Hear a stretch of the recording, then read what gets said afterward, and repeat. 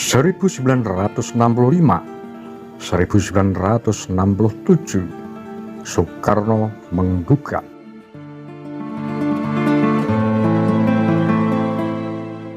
Tidak banyak yang diketahui oleh umum bahwa tahun 1965 hingga 1967, Presiden Soekarno sempat berpidato paling sedikit sebanyak 103 kali.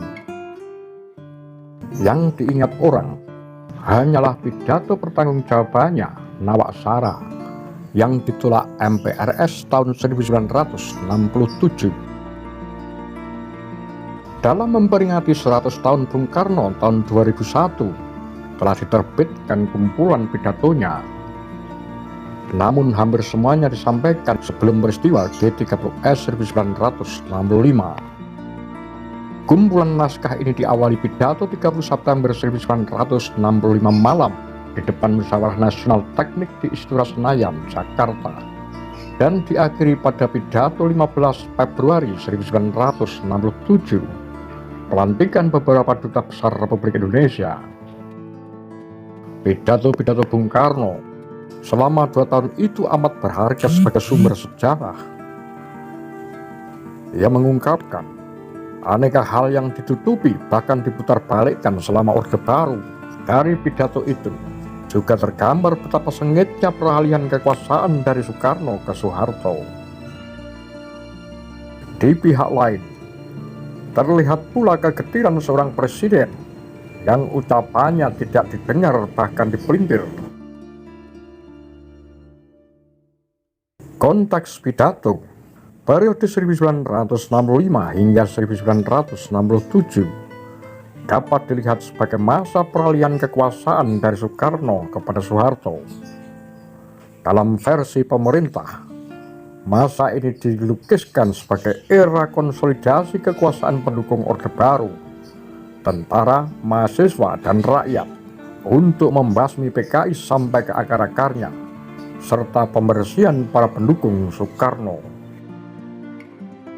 Mulai tahun 1998, di tanah air dikenal beberapa versi sejarah yang berbeda. Selain menonjolkan keterlibatan pihak asing seperti CIA, juga muncul tudingan terhadap keterlibatan Soeharto dalam kudeta Merangka, yaitu rangkaian tindakan dari awal Oktober 1965 sampai keluarnya Super Semar, Surat Perintah 11 Maret, dan ditetapkannya Soeharto sebagai pejabat presiden tahun 1967. Kudeta Merangka terdiri dari beberapa versi, seperti ditulis oleh Saskia Wiringa, Peter Del Scott, dan Subandrio.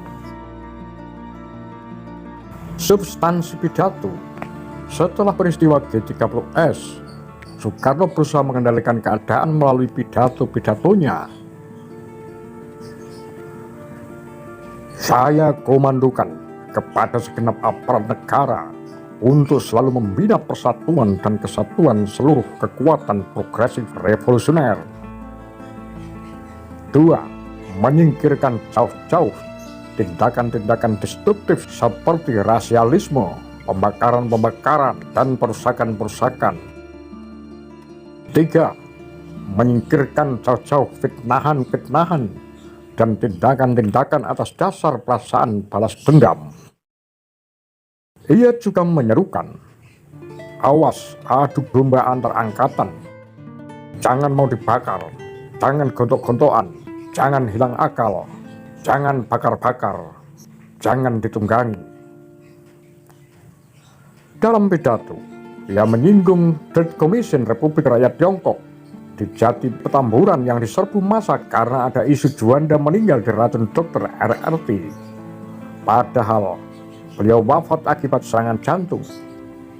Soekarno menentang rasialisme yang menjadikan warga Tiongkok sebagai kambing hitam. Dalam pidato 20 November 1965 di depan keempat Panglima Angkatan di Istana Bogor, Bung Karno mengatakan, ada perwira yang bergudul. Apa itu bergudul? Ya, kepala batu.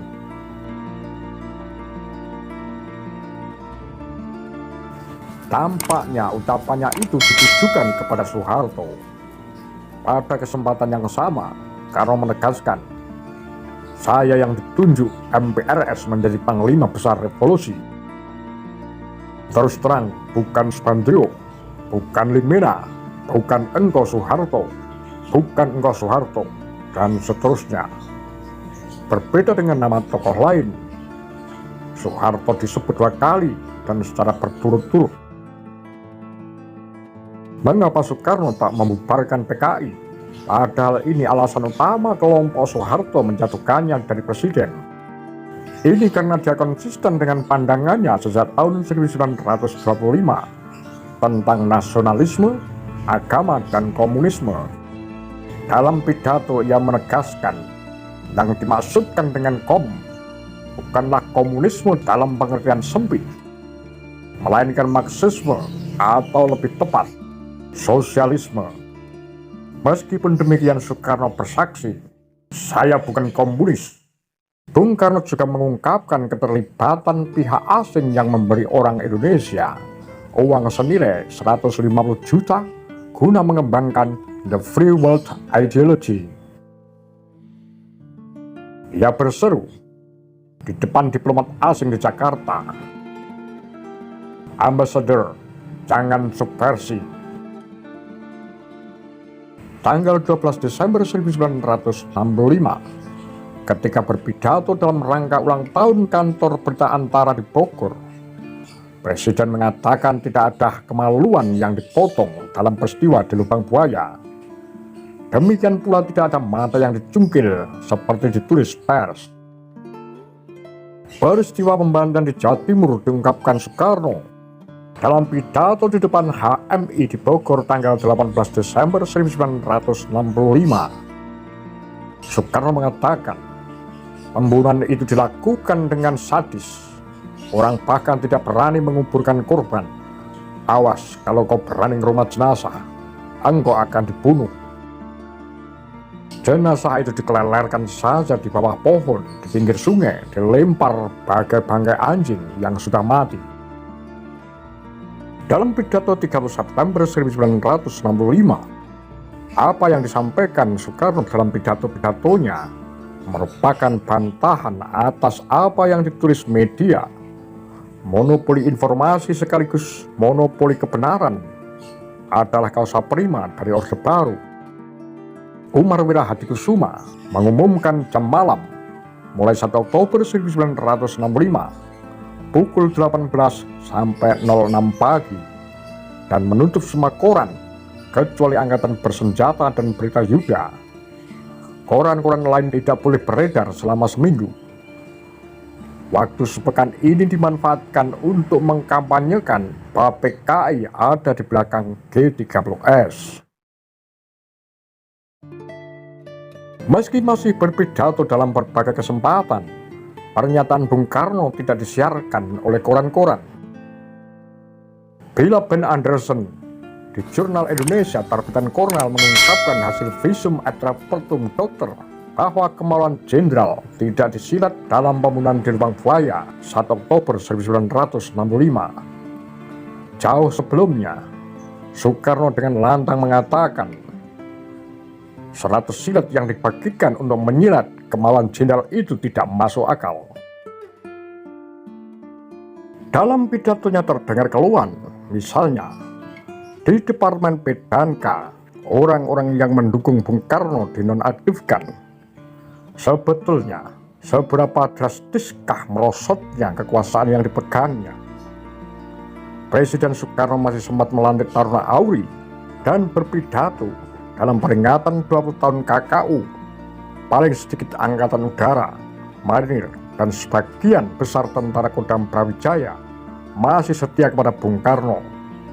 Tetapi mengapa ia hanya sekedar berseru, "Jangan gontok-gontokan antara angkatan bersenjata"? Kenapa ia tidak memerintahkan tentara yang loyal kepadanya untuk melawan pihak yang ingin menjatuhkannya? Soekarno tidak ingin terjadi pertumpahan darah sesama anak bangsa. Dalam skala tertentu yang tidak diharapkan Bung Karno itu telah terjadi setelah ia meninggal. Demikian pula yang kita lihat di Aceh, sebuah wilayah yang pada tahun 1945 para ulamanya menyerukan rakyat mereka untuk berdiri di belakang Bung Karno. Bung Karno telah tiada, PKI telah tiada, Soeharto menjadi penguasa otoriter di Indonesia. Tidak seorang pun yang berani membantah, menolak, dan mendongakkan kepala kepada Soeharto. Melihat Soeharto bercumbu dan berangkulan mesra dengan imperialis, teori domino yang dicanangkan telah dimenangkan oleh imperialis. Teori Dewan Jenderal yang diisukan sejak semula tidak pernah terdengar lagi, karena para jenderal di bawah Soeharto telah mendapat kedudukan yang empuk yang menguntungkan. Segala fungsi dalam kabinet, lembaga-lembaga negara seperti DPR, MPR, DPA, MA, BPK, presiden direktur atau direktur utama perusahaan negara, gubernur, duta-duta besar, hampir semuanya didominasi oleh perwira-perwira tinggi Angkatan Bersenjata Republik Indonesia, khususnya dari Angkatan Darat. Sebagaimana disebutkan di atas, bukan hanya kedudukan tinggi tersebut yang didominasi Angkatan Darat, namun kedudukan di daerah seperti bupati, wali kota, camat, penghulu, dan rukun kampung, rukun tetangga kebanyakan dijabat oleh militer. Soeharto yang ditopang oleh bedil dan bayonetnya Angkatan Darat berkuasa dari masa ke masa tanpa ada yang berani menantangnya. Dengan bedil dan bayonet di belakangnya, Soeharto mampu menyihir banyak orang pintar menjadi bebek-bebek, meneluh wakil-wakil rakyat menjadi gagu, dan membuat pers tiarap sekian lama. Kata seorang pengasuh pesantren di Rembang, tidak ada hukum dan kemanusiaan. Ucapan melaksanakan Pancasila secara murni dan konsekuen adalah sekedar lip service, sekadar permainan bibir pejabat Orde Baru dan Golkar serta kroni-kroninya Soeharto. Mengumandangkan asas Pancasila, ketuhanan dan kemanusiaan, sementara jutaan manusia, rakyat Indonesia, dibantai untuk melanggengkan kekuasaan Orde Baru Soeharto dan Golkar. Di saat itu, di saat Indonesia berada di bawah bedil, di bawah pemerintahan otoriter diktator fasis militer, tidak seorang pun yang bisa mengoreksi, mengawasi, memprotes segala macam bentuk tindakan melanggar hukum dan hak asasi manusia, penculikan, pembunuhan, penganiayaan, pemerkosaan, korupsi, menjadi merajalela. Segala dendam pribadi mendapatkan jalan penyalurannya. Dengan tuduhan ada indikasi terlibat G30S PKI di Indonesia, benar-benar tidak ada hukum kemanusiaan. Tidak ada yang dikhawatirkan oleh Soeharto yang bisa membuka rahasianya. Soekarno sudah mati, Aidit sudah mati, para tokoh G30S, Untung, Latif, Suparjo telah berada dalam penjara menunggu hukuman mati. Di Indonesia benar-benar tidak ada hukum, yang ada hanya Soeharto. Soehartolah hukum, dialah segalanya. Indonesia adalah Soeharto, dan Soeharto adalah Indonesia. Rakyat hanyalah sekedar pengisi bumi persada yang bisa ditekan, dianiaya, ditakut-takuti, diancam masuk penjara, dan dibunuh hanya dengan tujuan murahan, yaitu komunis. Apa pandangan Anda? Demikian kura-kura, agar lebih sungguh.